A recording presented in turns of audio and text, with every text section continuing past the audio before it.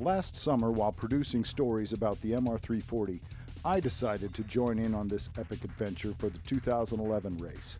I became friends with Dan Wright, who has done the race twice, and convinced him we needed to build special boats for the race.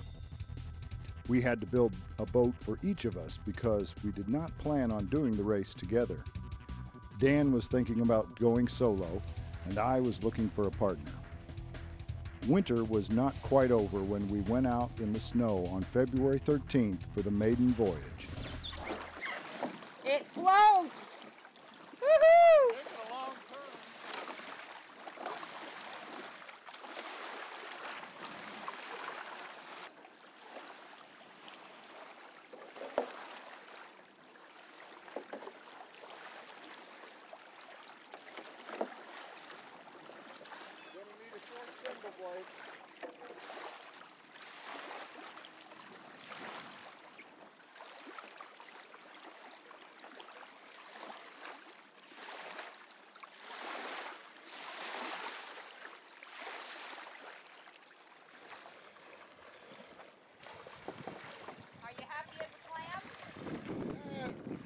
I'm fairly satisfied. I'm a little worried when you're hitting hard winds. I took on a lot of water. Oh yeah? I had lots of... Over the bow?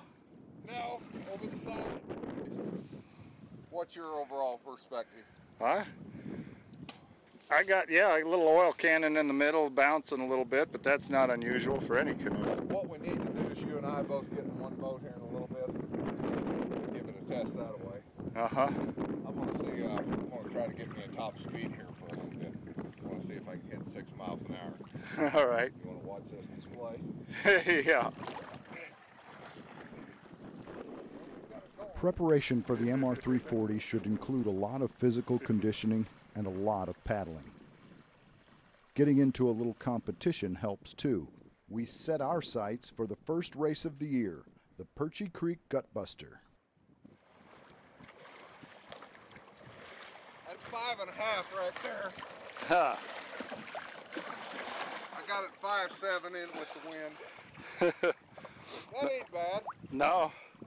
My girlfriend Amanda decided she was going to give it a go and paddle with me in the Gutbuster March 19th. So we were out training when there was still ice on the lakes. The competition was pretty stiff and we didn't come home with any trophies, but it was a great chance to learn from other paddlers and get a taste of competition. Tracy Martin in 206.52.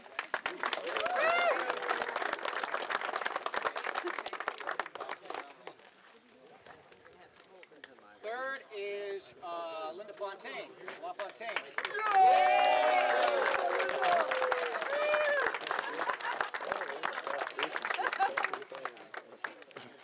And the last class, USCA women.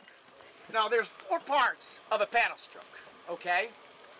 There is the catch part, the power phase, the release phase, and then the recovery phase. And we'll go through those. The first part is the catch. And I believe that the catch is one of the most important parts of the paddle stroke. And that's getting the paddle out in front of you and getting it into the water, okay? The power phase is pulling it through the water. The exit phase, you're pulling the paddle out of the water. And the recovery phase, you're bringing it back into the water. Okay, those are the 4 parts. Let's first talk about the catch phase. I truly think that the catch phase is one of the most important parts of the stroke. Now, as we talked about, you want to have the paddle in the water out in front of you, okay, as far as you can. Now, your first thought, and this is something that I'm very inclined to do, is, all right, I'm going to reach out as far as I can to get that blade out in front of me. Now, what is your first thought in terms of getting that blade out in front of you is basically to bend your body to bend at the waist to really yank out there and get your paddle out in front of you. Bad idea. Bad idea. Same principle, arm paddling. I spent years and years and years paddling, perfectly content. I paddled for fitness too, but this is how I paddled. And the key is to begin to maintain a paddler's box, and that is to begin to paddle with your rotation. In the kayak paddle, I picture it as having a cardboard box strapped to my chest. I don't want to drop it. And so it's this kind of motion. And so that is critical. I don't know how many of you are in this category, but my view would be that at least half of you are probably leaning more towards arm paddling than you are torso paddling. If you can make that move to torso paddling, even if your catch is not clean, all the things Wally said are true. I am having to learn a lot about it. I bring my stroke back too far today. I was popping the nose of the boat down with each stroke. But all of that comes after you actually start torso paddling, and that's my point. Half the people here are probably arm paddling still. And you got to get away from it, because you will not only be faster, but you'll be faster longer for a longer period of time. If you There are a lot of ways to learn about preparation for the MR340. The River Miles web forum is one way. I even found a partner for the race on the forum. Brian Emethan from St. Louis agreed to be my partner. Brian had attempted the race twice and finished once, so I thought I was doing pretty good getting a partner that was an MR340 veteran. It was hard to get together and train. We managed to meet up 4 times from March through June.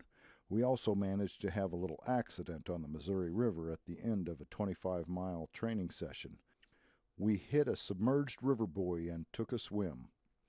Quite an adventure, but we made it through, and the boat was not too hard to repair. When the 2011 MR340 got postponed due to high water, Brian could not change his vacation at work, and Dan Wright said he would be my partner if the race got rescheduled. You forgot to mention the great thing that you got to get a new partner. Oh, what, this year? Yeah, you know, this year I was kind of through with the partner deal. I'd had enough. I was just going to go by myself. That was always kind of my idea when I signed up for the first 340. Wanted to do 2 years with somebody and then switch it up.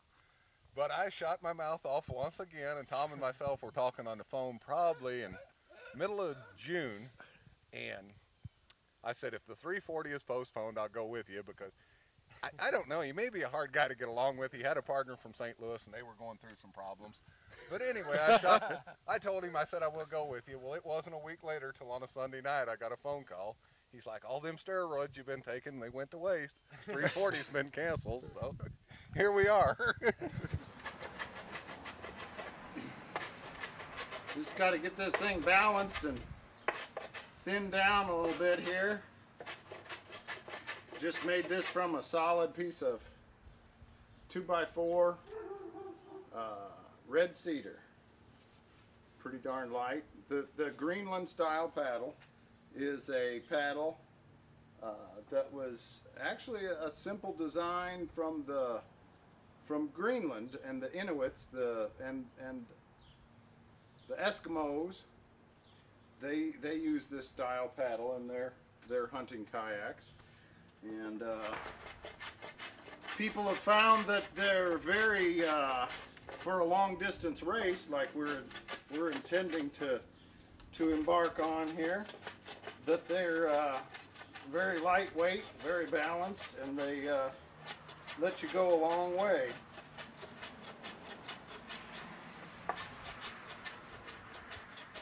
On as little effort as possible.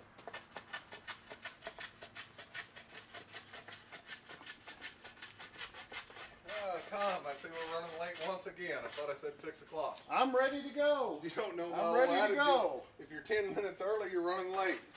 Look at you, filing on that prehistoric thing while wearing the high compression shirt. Yeah. I don't know. I'm relying on all my research in this endeavor to get it done. Well, you're going to have to rely on some type of technology, because it's definitely not going to be training. We're training? What are you talking about? Yeah, I know. For the last month, we've got in 2 hours a week. Yeah. Well, What are we trying to attempt to do here? well, I'm just balancing it a little bit. I'm trying to thin it down a little bit. It's you know, it's just a little heavier on one side than the other. Could just be like me, $165 and walk in, buy you a paddle and you're done, you're out there in the action. Yeah, I know, but you know, there's something to be said about homemade craft. Gives you that extra feeling of accomplishment. Well, it does. There is a certain satisfaction involved in that. Oh, look at that balance. Oh, yeah.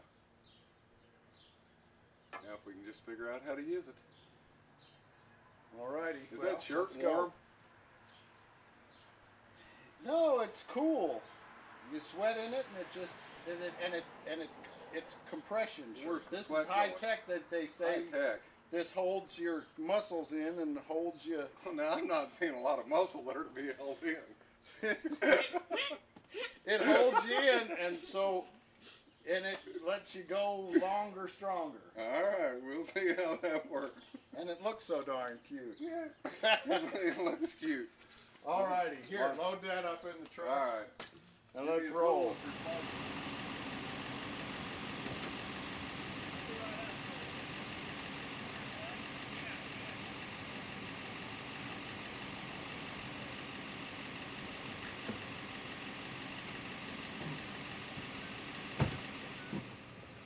Easy now, I'm stoked up.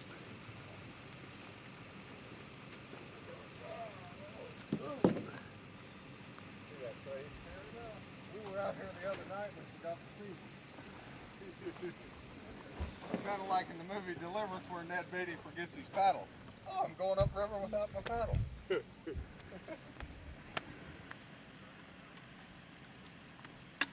getting this down to a system. Unlike Tom, I will be sitting in the front because I trained a little bit this morning. I've been running, doing a few other things.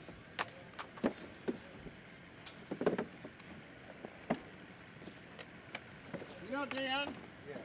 sitting in the front of a canoe is a lot like sitting on the back of a motorcycle with a girl driving. That's what Yes, it can be. And trust me, that can be embarrassing. I tell you what's more embarrassing, though, is if you're a guy sitting in the front of the canoe with a girl in the back. Then it gets down to the motorcycle standard. But I don't know of anything more embarrassing than sitting on the back of a motorcycle with a girl driving. Actually, our first Saturday workout of the year, the hottest day we could find.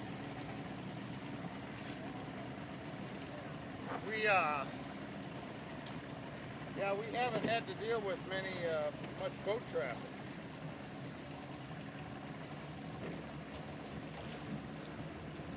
Saturdays we get a little more boat traffic. We've been out here actually every Tuesday night for the last month, and we've had it to ourselves. Peaceful as can be.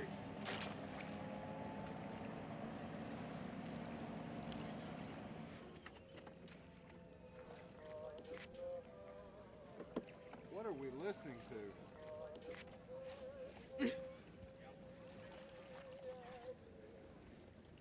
I believe it's Bing Crosby. I don't even know who Ben Crosby is.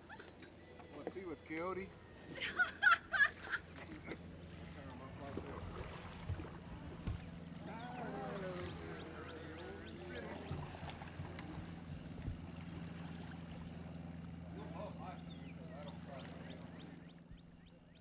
I must admit my training schedule was not what I had hoped it would be. Paddling once or twice a week and little else. I would have liked to do more, but it seemed like I never found the time. I also missed out on a chance to paddle the first Gas 60, a 60-mile race on the Gasconade River.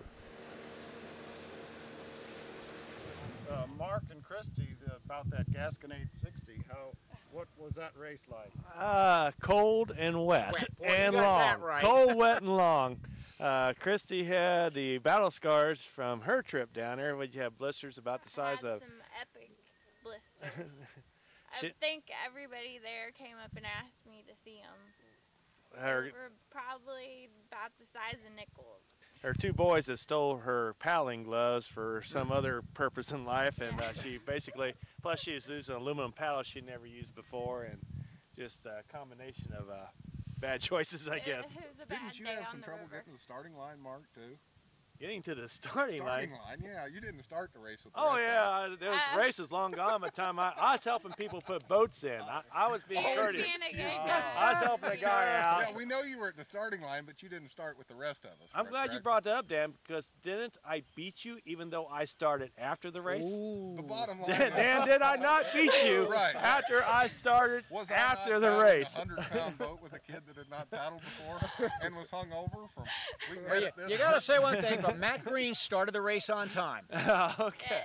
So, because I gave him an A on his report card after the race on the various parts. Well, I heard you did pretty well. Yeah, we did. We did. We picked off first place, got a few bucks for it, and had a good time. And actually, so, you were our pacemaker, because we Dan was trying to catch you, and I was trying to stay ahead of Dan. So. Yeah, I kept trying to catch Charlie and his partner the whole race. That was like we were behind him. I'm like, get him. Then Mark catches up with me.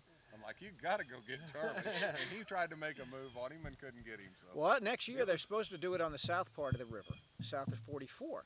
Now, we've had flood conditions, and that river came up a little bit before this year. So we had some nice current.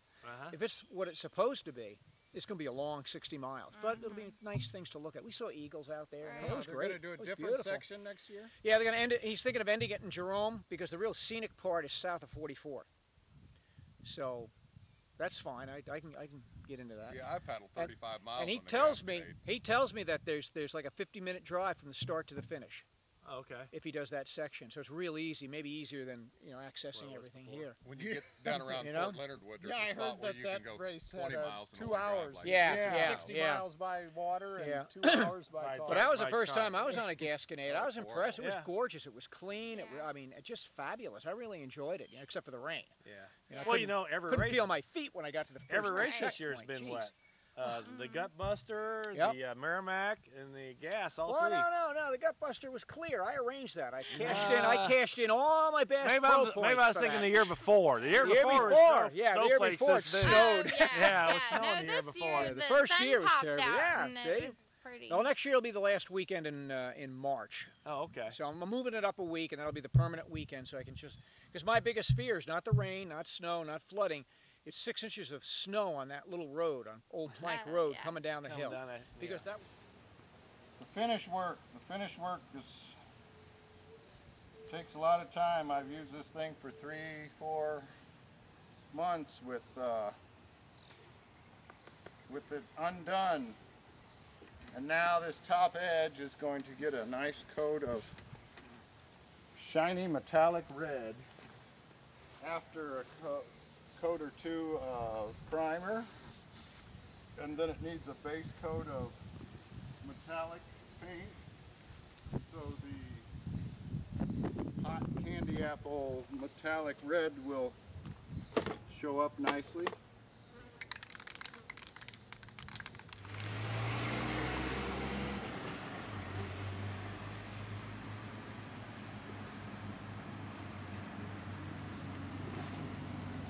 Parked on the wrong side of the street. I know. What are you doing, making love to that boat again?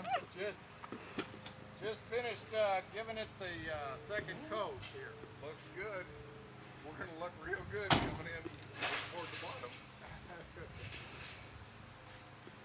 Oh yeah, sparkling. Oh, it's going to be shiny. Like I said, we're going to look good. Yeah. I guess when you're doing bad, you might as well look good. Well, this is the week of the MR340, but we're not there because the race once again got postponed. Once again got postponed due to high water. Last year we had that happen, and this year we did too, but they're having a little replacement race, and the end of the week we're going to go out to Kansas and do the Kaw River, and 100 miles on that, and hopefully we'll still have a 340 before snowballs start flying too. Yep. Our only strategy for this race is finishing. I mean, that's it. I would like not to come into last place because I do have this massive ego. No last place. No last place. Our boat's too good to come in last Well, place. yeah, it probably really is. That's one thing that I think is probably going to give us a slight advantage out on this Kaw River. I know you contacted the guy that drew up the plans for these and built a lot of it, and he said it would be an excellent boat for that. for that race, and that was one of the other things that got me to thinking about even taking this race, is trying this boat out, because it's a boat designed for shallow water. Yep. So hopefully it'll work out for us. What are we? We're 13 days away from this event, and probably haven't had as much training as required. I mean, I'm working hard. Tom's working hard, like he's building boats, he's fixing motors, he is really getting after it. Training-wise, I don't know. Well, I'm running, I'm swimming, I'm paddling. Yeah. What exactly has been your training regimen? Well, go into it a little bit with me. I paddle. Like how much? I paddle. You know, 1 day a week. Basically, that's about what we've gotten in. I remember now. I'd like to do more, but... You swam today. I swam a little today. With the life jacket. Why, sure. Yeah. I remember in February when I gave you that video on, how to work out for marathon canoe racing. I know you watched the video, so that counts. But that was I think that's one of the things a lot of people think about is having watched that video, and that was made 20 years ago. It said that really good paddlers don't spend that much time in the boat, that you spend a lot of time doing they recommended weight programs, regular cardiovascular. And when you're in the boat, try to work more on your technique, which Tom has excellent technique. I try to muscle my way through it, and he took kind of finesse it, and it may work out better. I don't concentrate on form, I'm going on strict endurance.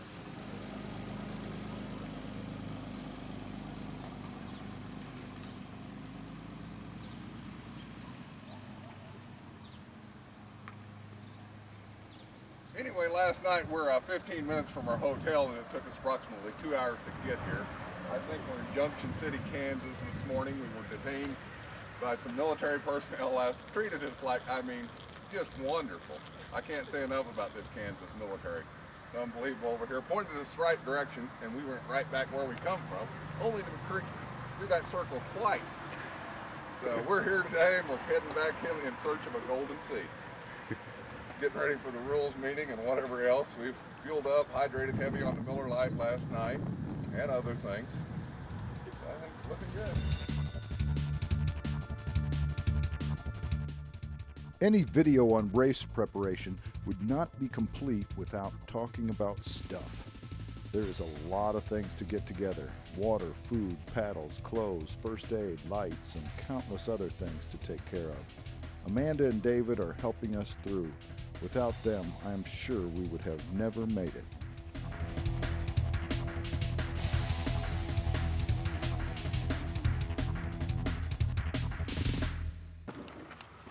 Attaboy, David. What I like to see. Getting ready to go to war. Time to shape it up.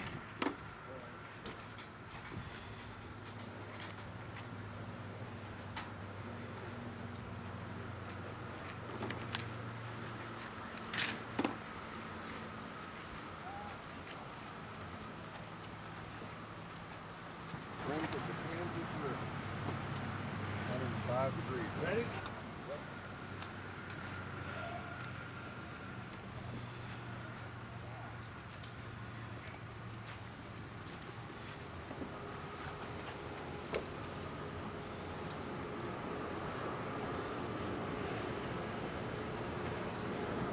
Should we start humming some kind of song?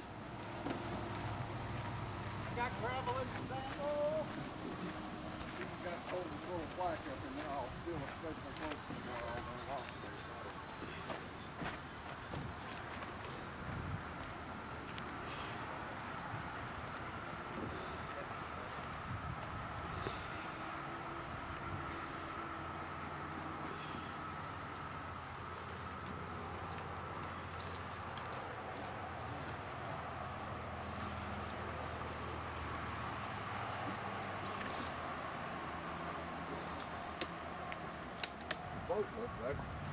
So Dan's having you do all the work, huh, Tom? Yep. He's just there socializing. I wouldn't use the covers because the covers are for sissies. I wouldn't use the covers. It's one more thing in the way. Yeah, and he's already been crying like a baby that the handle of his black black handle of his paddle was burning his I'll be hand. hanging on to that We'll have while this you're paddle sitting up under in the shade cover. with It a won't cold be sitting beer, out in the sun. cooling your hand off with a cold Miller. You guys are sounding married. And here I got David loading the truck up because we're parked next to somebody whose truck is very organized. Keep it. Yeah. So I have him reloading that. Get going, Dave. Well, they're going to like draw a line across the thing, put a rope across or something? No, paddle races, they're not that worried about it. To be honest, you kind of stay behind this you want to get in the thing, shade? and then they say go. I really thought we were going that way. Look at the craftsmanship here. Yeah, that's 3 dudes.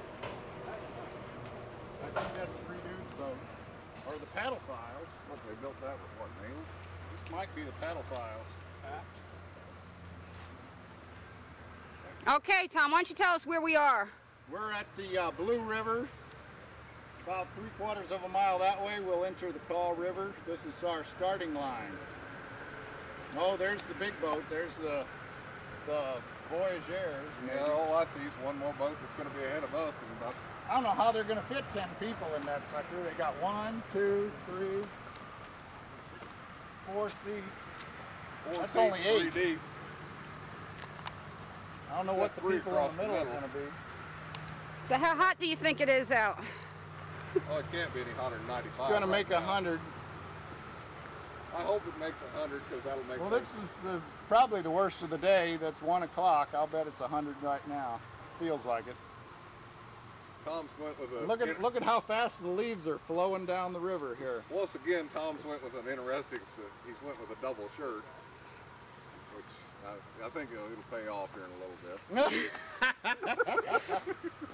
Your sarcasm is not appreciated. I know it's not, but we've got to do something to lighten the mood in this heat. We've had a miserable night. Everything about this trip so far has been miserable, and I don't see any reason why it should change.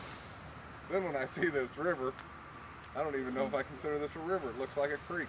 It's nasty, it's dirty. It's not going to be good. Yeah, but you have an awesome support crew. Oh yeah, the support crew is good. But I can't say, man, you just make that shirt look incredibly good today. I just can't get over that. So these are things you're going to have to deal with. Yeah. Sticks, logs. Yeah. Oh, I estimate we'll